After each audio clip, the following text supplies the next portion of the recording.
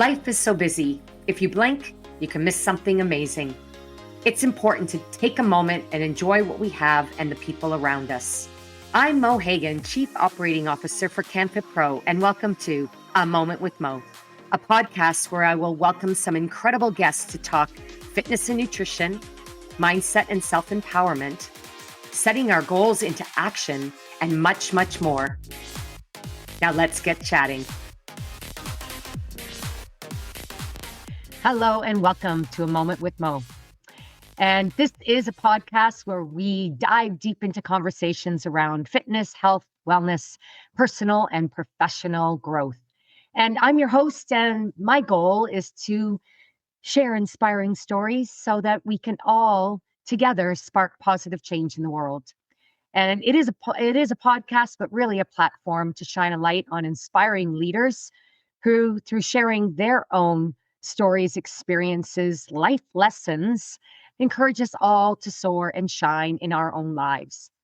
And today I'm joined by someone who's inspired audiences all over the world with his passion, his energy, and his wisdom. He is Ben McDonald, and Ben has over 3 decades in the fitness industry. He is an award-winning coach, presenter, and keynote speaker who I've been blessed to work with for many of those 3 decades. And he is also the founder of the McDonald Method, a company dedicated to education that puts fundamentals first and emphasizes authentic connection. The combination of those two is what makes Ben the most unique, one of the most unique humans I have met and had the privilege of working with. So let's welcome Ben. Thank you very much, Mo. I love it when people say unique. Unique. Well, as soon as people know, oh, this is Ben, and oh, I know Ben, they'll all say the same thing. You are the most unique human that connects both the essence of education with unique connection. You do that through your personality. And so it's wonderful to have this very special conversation with you today. And friends, for those who might have wondered where Ben was, he was on a family vacation if you joined me at CanFit Pro Global, so unable to join us. I don't know, how many years have you been with CanFit Pro? I started presenting when I first came to Canada, Mo. I've not missed a year that I've been in Canada, so it was like 13 years that I've been presenting at the convention, yeah. Wow, that's a long time. And you were dearly missed, but I wanted to do something that would be both insightful and helpful to our audience, both watching and listening today. But also, I wanted to really dig deep into where you're at. And I thought a good way to do that was to bring to the conversation 2 key lessons that I learned from CanFit Pro Global that I thought I'd share with you, but at the same time discuss with you, because you have such incredible lived experiences in these 2 real life lesson areas. So I'm going to throw them your way, and then we're going to dive in. And why I'm going to ask you this is because I believe that your focus, as mentioned, on both fundamentals, authenticity, and higher level leadership, you'd be the perfect person for me to talk to you about these. So let me tell you, everyone, I was privileged to host a session at CanFit Pro Global this year. It was called She Soars, Leadership and Legacy. And while it was really focused on women's legacy and leadership, it was incredible to see so many men in the room, those supporting women in leadership roles and or supporting their significant others, their community. And it's really just helps to have a really holistic conversation. So now I get to have it with you. And let me start by sharing the first lesson. It's about the power of courage and clarity. That leadership isn't about having it all figured out, but having trust in yourself to get started, and knowing confidence comes from leaping forward. And that's so important, especially as we help people in our education, in our opportunity to train others. Is really, you got to start with what is your passion and your purpose in life, and then taking those leaps, not always knowing what you're doing, but having the confidence to know that when you lead with the why, or your deep desire on serving the world, you will find the way. And then the second lesson is about, and I think this one's perfect for you, is not flying too close to the ground. And our theme, of course, at Camp the Pro is soar. People might think of eagles and those things that fly, but thinking about not being too low to the ground with your purpose, with your goals, with your belief in yourself, and really giving yourself permission to imagine a higher purpose for your business and your life. So you ready to go? I'm ready to rock and roll, mate. Okay, mate. Well, here's my first question around courage and clarity. In your career, how have you built the courage to leap into new opportunities before you felt completely ready? Mo, these questions are interesting for me, right? And first off, what I would like to say is thank you, because you are a massive advocate, Mo, for, as I am, for women in the fitness industry. I think it was a shock for me when I came to Canada.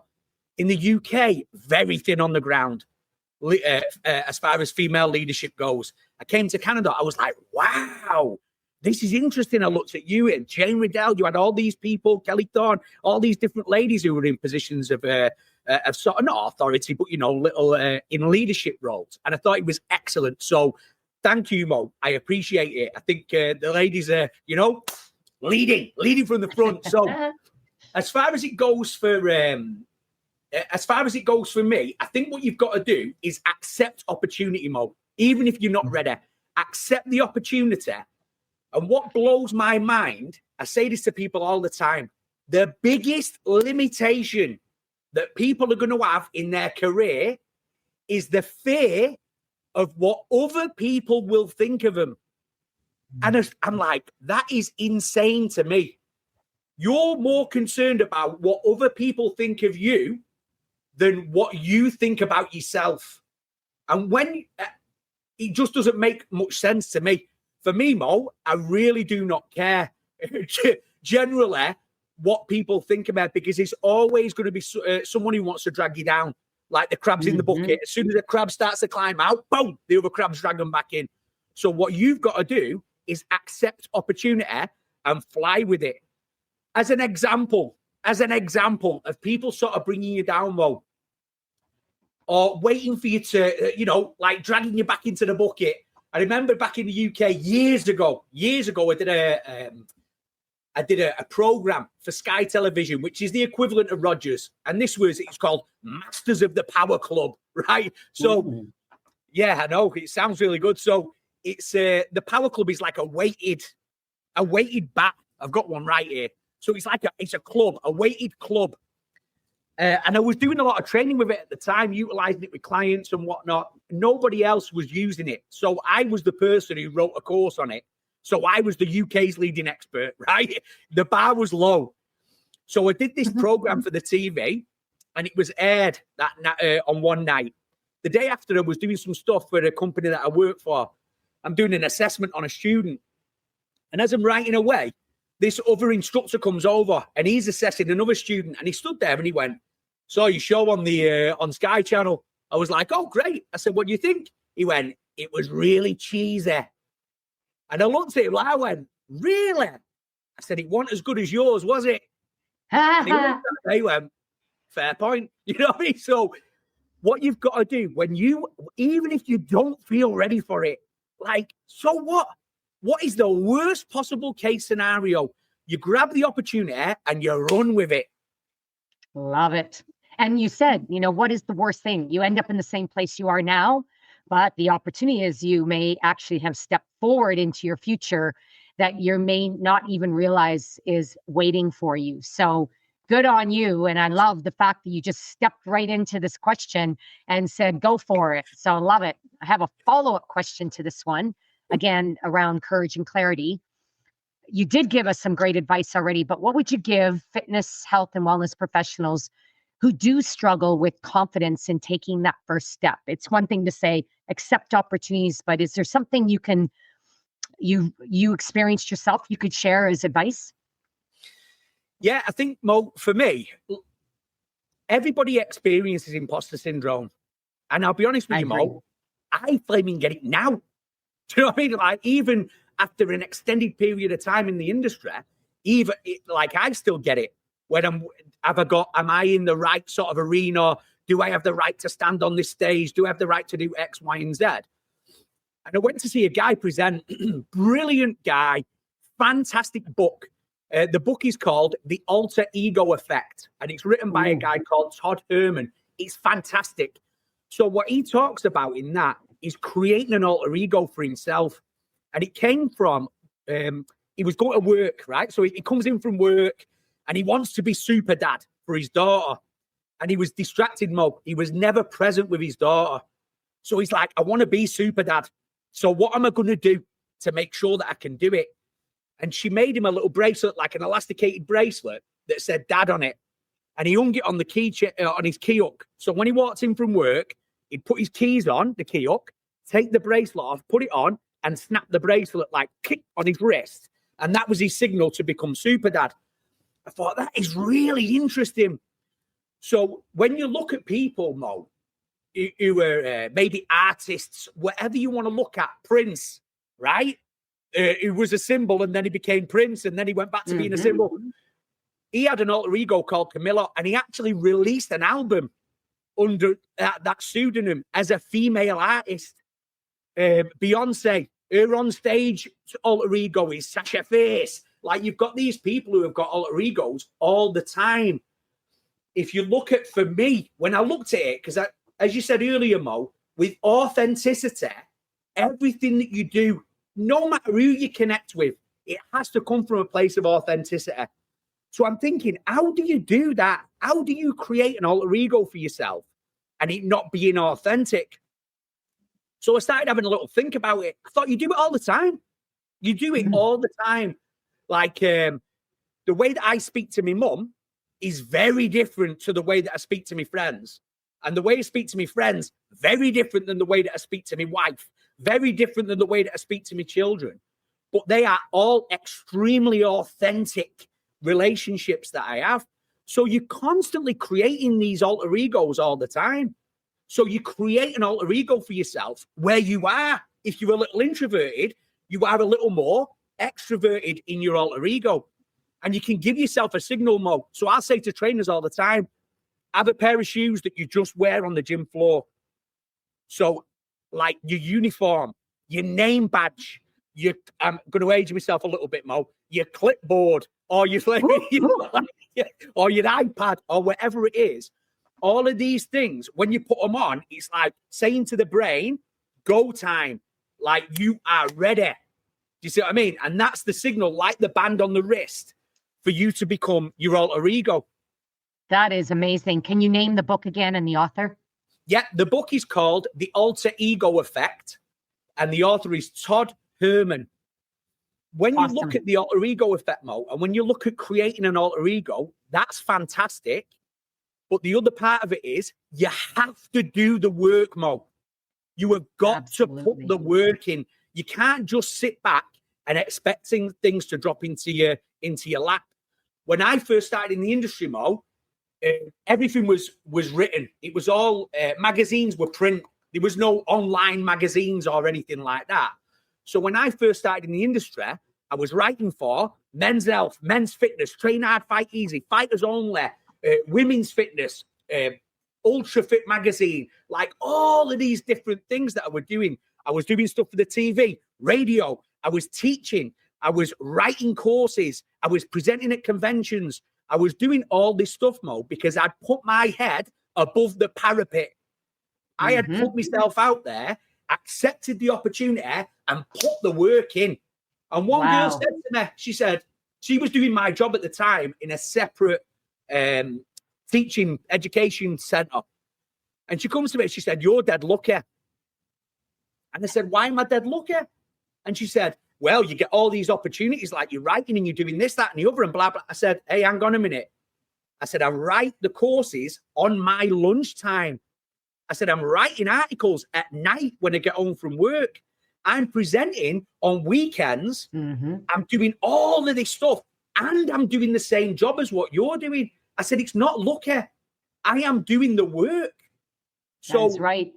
You can create the alter ego, Mo. You can take the opportunity, but you have to put the work in. Put the work in, and that is the art of repetition. You know, that the 10,000 hours that takes to master skill. I love what you shared, and it reminded me just how much we who are professionals have learned that, whether you're an actor, an instructor, trainer, we put on our uniform. For me, my alter ego comes when I put on my mic belt and I put that mic on my head, and then I become that instructor. And I know many instructors that are ultra introverts, but you put them on stage and they're a totally different, authentic version of themselves. That is great advice, especially when you're just getting started. You want to take that leap of faith, and yet you're afraid to, the fear factor or the imposter syndrome. We all experience it. And I am totally with you on that one. Let's go to flying too close to the ground, because I think this one's going to be very interesting to ask you about. My first question is, how do you encourage coaches and leaders to imagine and so now you've helped them see how they can find their alter ego, what they desire to be. How do you help them pursue that higher purpose? It's putting in the work. It's not luck, like you said. What would you encourage coaches and leaders to do to imagine a higher purpose for their work and lives? Let's say they're at a point where they're feeling a plateau. What would be that piece of advice to take them to the next level? I think for me, Mo, it's exactly what you said before. It's passion and purpose. I think that's a key area that people miss. And to be honest, Mo, I see things in the industry where the entry into the industry, the benchmark is not the highest benchmark in the world. You don't have to go to university for 4 years. You don't have to do X, Y, Z. You can enter in a relatively short period of time and you can be earning like really quite significant amounts of money. So the fitness industry is not something that you want to get into if it is a financial motivation. A lot of the time, Mo, and this is just my opinion, you can earn great money, but you've got to have passion about it, and you've got to be purpose driven. You've got to be purposeful in what you do.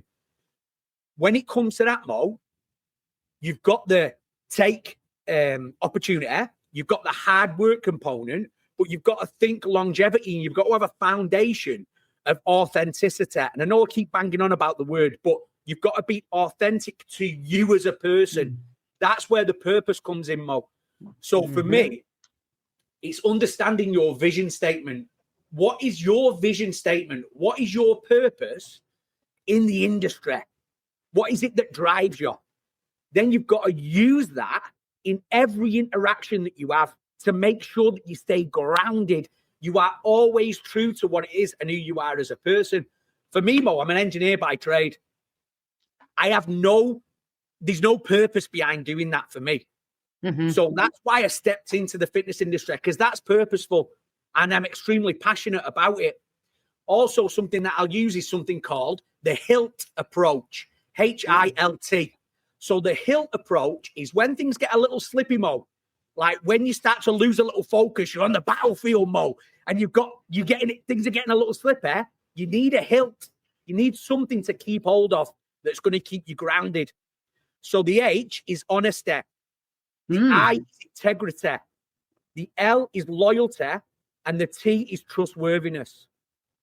That's how I look at things. That is my moral compass, Mo. Because I want to make sure that I'm always doing things for the right reason. And I can always say, yes, I have followed the HILT approach and I have been truthful to my purpose and my passion. That resonates strongly with me as an individual. I love how you aligned your vision, your purpose with your core values, which is what is at the root of everything. And talking about satisfaction and fulfillment when you're in alignment with your values and you're always using your purpose as your North Star, it does help you, especially when it gets slippy or when you feel lost or when you feel stuck. And I know that if you are really aiming to soar higher in life, my friends, you got to be prepared to revisit what your purpose is, what truly is your passion, recheck in with your values and make sure that those are in alignment, because it will help you soar higher. it's hard to fly high if you're feeling like you can't even get your feet off the ground because it's not feeling right for you. I love what you said. You're always adding that piece of education that I just adore about you. Again, the hilt approach, the alter ego, the hilt approach. And that's a philosophy that I know I learned a long time ago, but it's always nice to revisit, especially as we're coming to this time of the year where it is pivotal this time of year to really revisit your goals, where you're at, and make those necessary shifts or leaps to take yourself to where you see yourself for this year. So thank you for that. That's amazing. Now I know you well enough to know that you're so passionate about being an educator. When it comes to your own journey and have you come to a place, or was there a moment in your career where you realized that you had to aim higher? And what shifted you or what catapulted you to go there?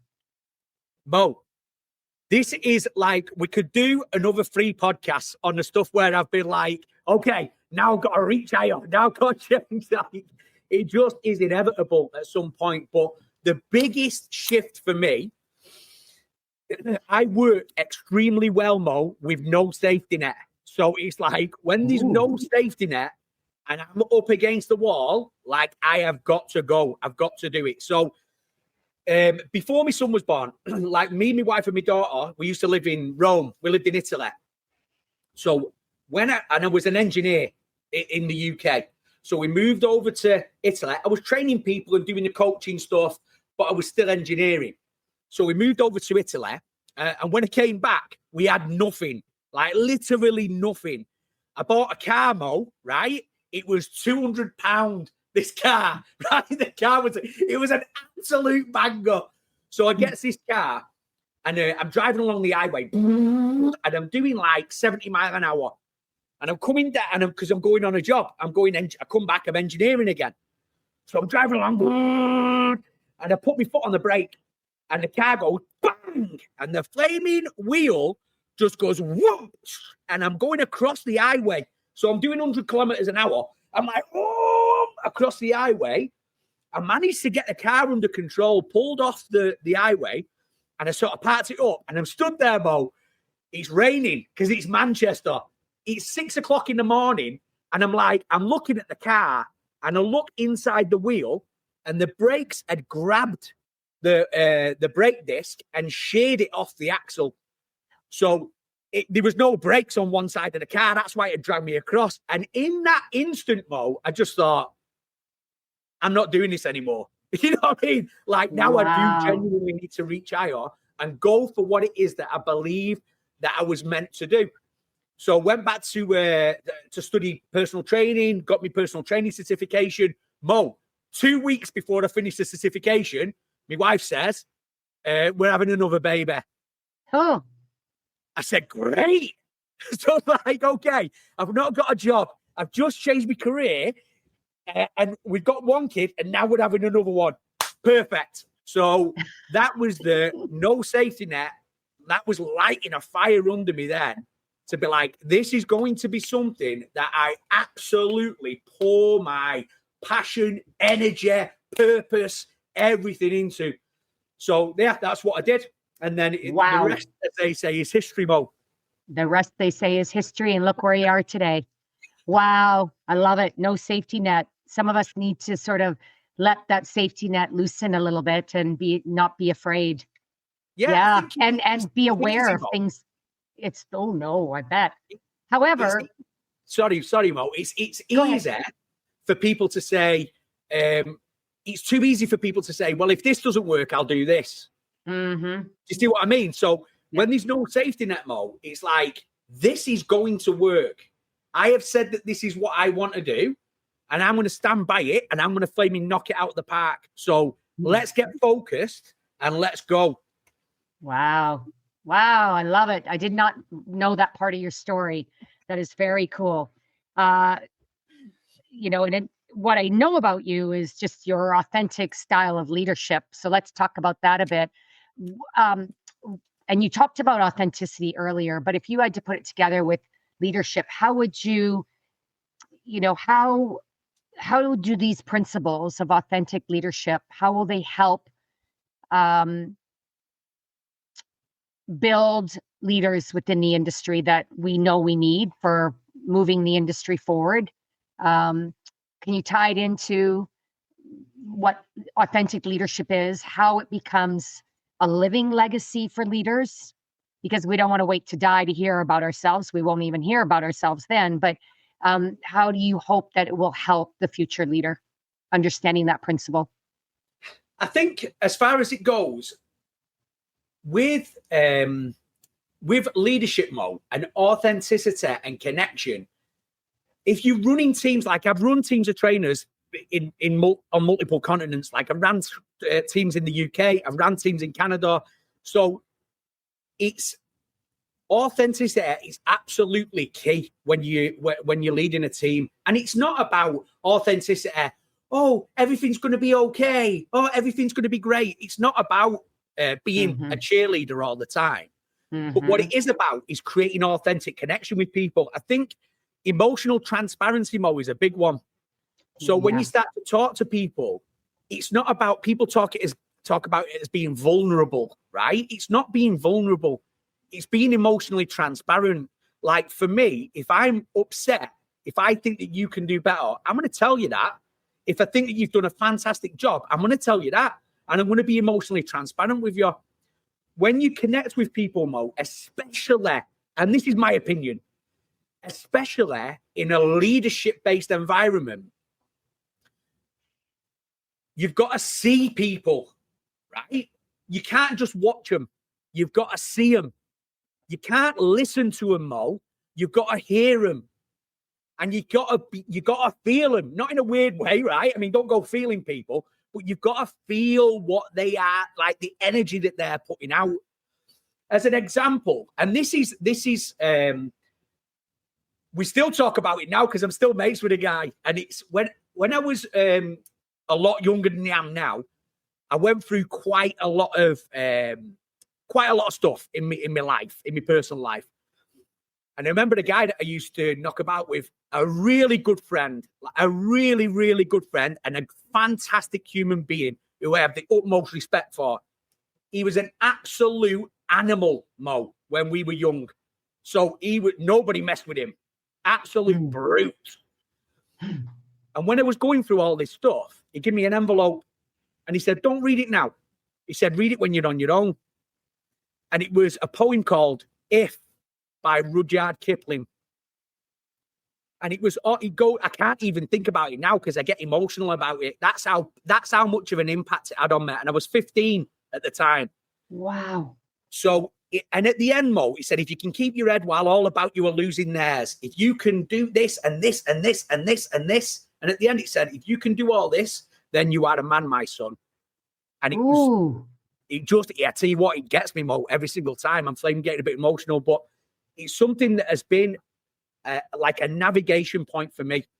Like that, for me as a man, and being authentic is a powerful, powerful thing. Now, this lad, when I was his manager, he was going through some stuff, Mo. Like, it was rough for him. And I did the same thing for him. I gave him an envelope with that poem in. And I said, read it when you're on your own. And he read it, and we still talk about it now. So it's having that. Why can I, as a leader, not be authentically true and be emotionally transparent with the people that I work with?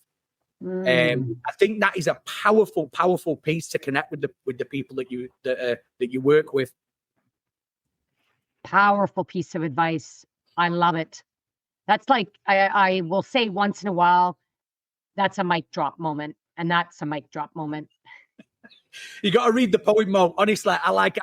I actually had it for today, and I thought I'm going to read it, and I thought I can't. I can't because if I read it, it'll get me.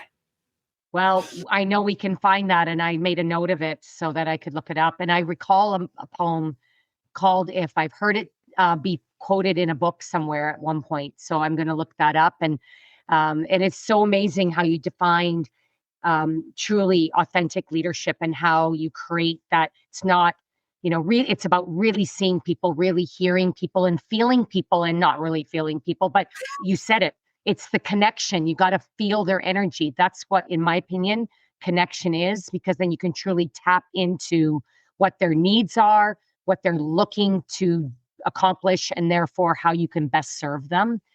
That is such a pivotal, fundamental. I'm going to call it that because that's what you're about. Fundamentals. Looking back on your 30 years, wow, 30 years. I was celebrated yesterday for my 41 years at Good Life Fitness. It's like, whoo, goes fast and it's so fulfilling. But I'm going to ask you, looking back on your 30 plus years, what legacy do you hope to leave behind in the fitness industry? And I could reword that, say, what legacy are you continuing to lead in the fitness industry? I think for me, Mo, and we've spoke about this like quite a few times. One of the big bugbears for me in the fitness industry is the amount of ego that's in the fitness industry. So for me personally, like if I could leave a legacy, it would be a legacy of service and not ego. And I think, and that's not just service to clients, it's service to the industry and the people that have come before us, Mo, because I think we're all standing on the shoulders of giants. Like there's no, like we talk about education, we talk about this, and this, but there's very little that is really new. It's like we talk about breathing stuff. Mate, we've been breathing since the year dot. You know what I mean? It's like the books that have been written are insane. So everybody's standing on the shoulders of giants. And I think we just need to pay homage to people.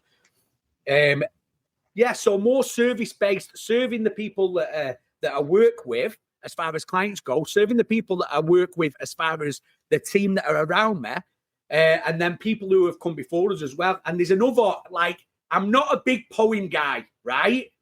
I'm not a big poetry guy, Mo, but it just so happens that there's another poem. Now, when you step back, this is called Success, and it's by Ralph Waldo Emerson. And I think people get a little wrapped in this, Mo, and I think everybody needs to just take a second.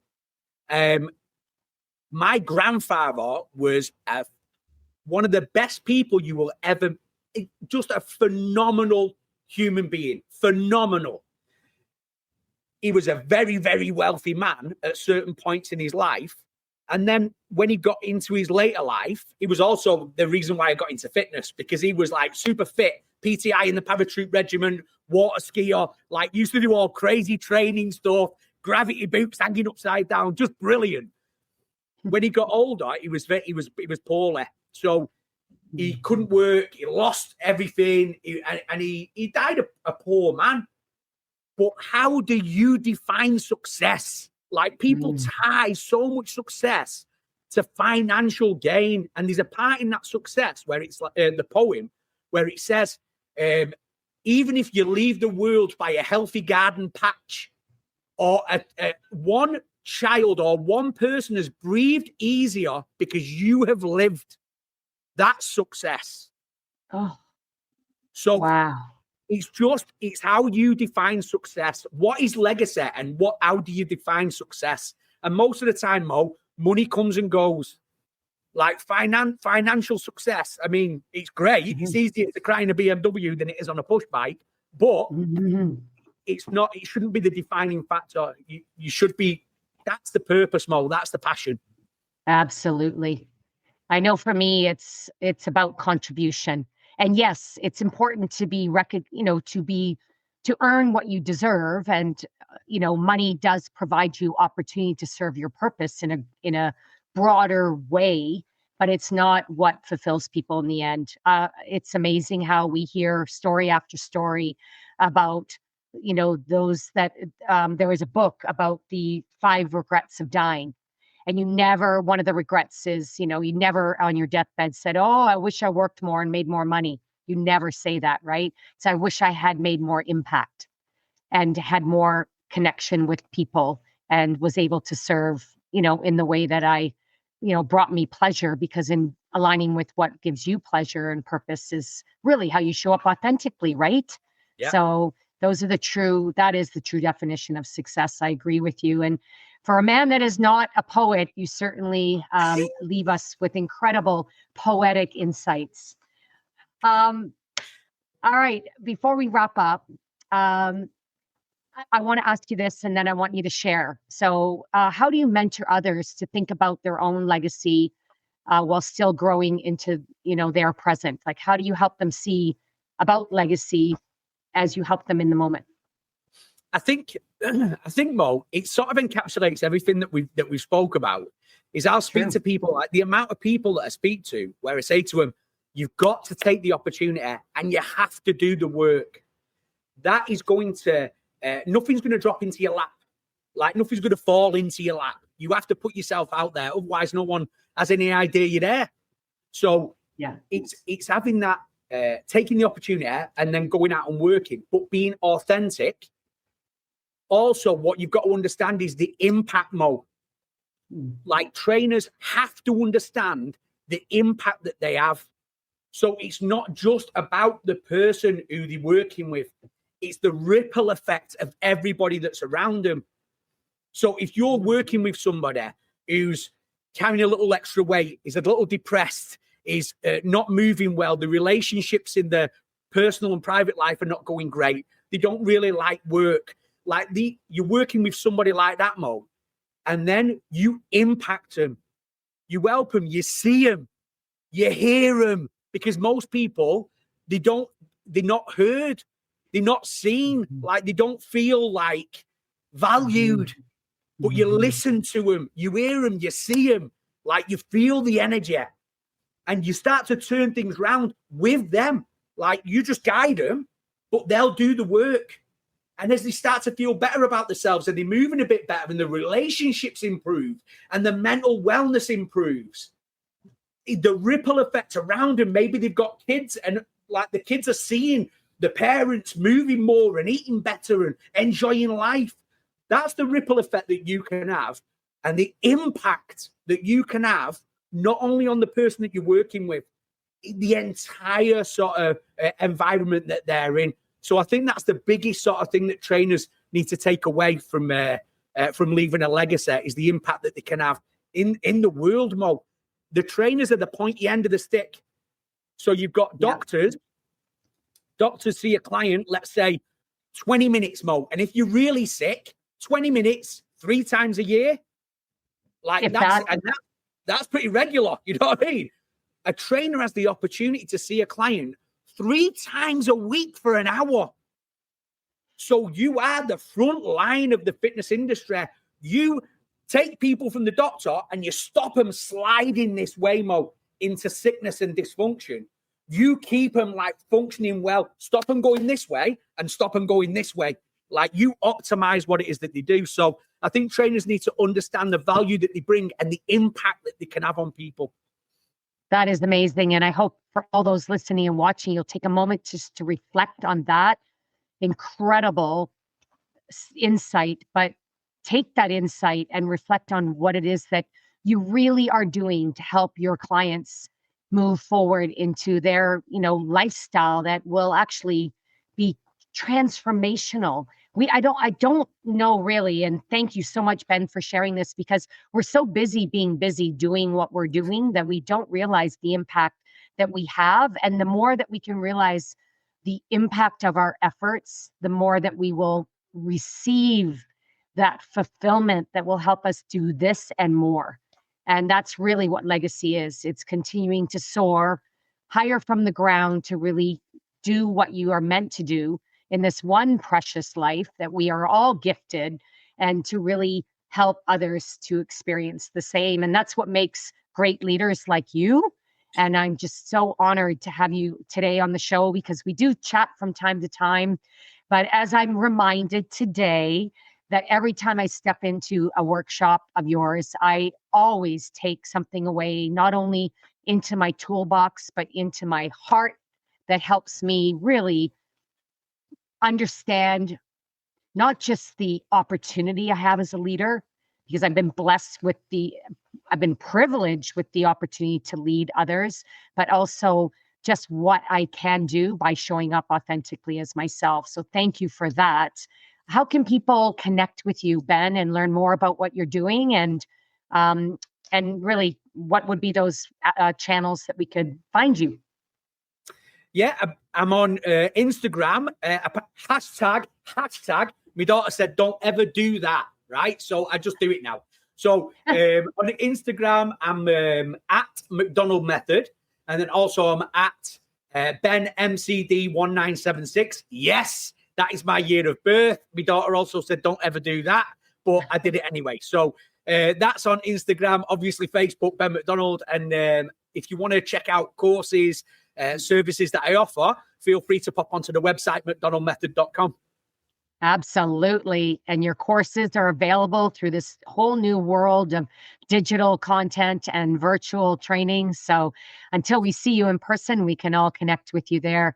Thanks so much, Ben, for being today's guest on A Moment with Mo. I'm super privileged. It's just a joy that you get to share with the world. I hope that this platform helps you get it out to more people in your community and beyond.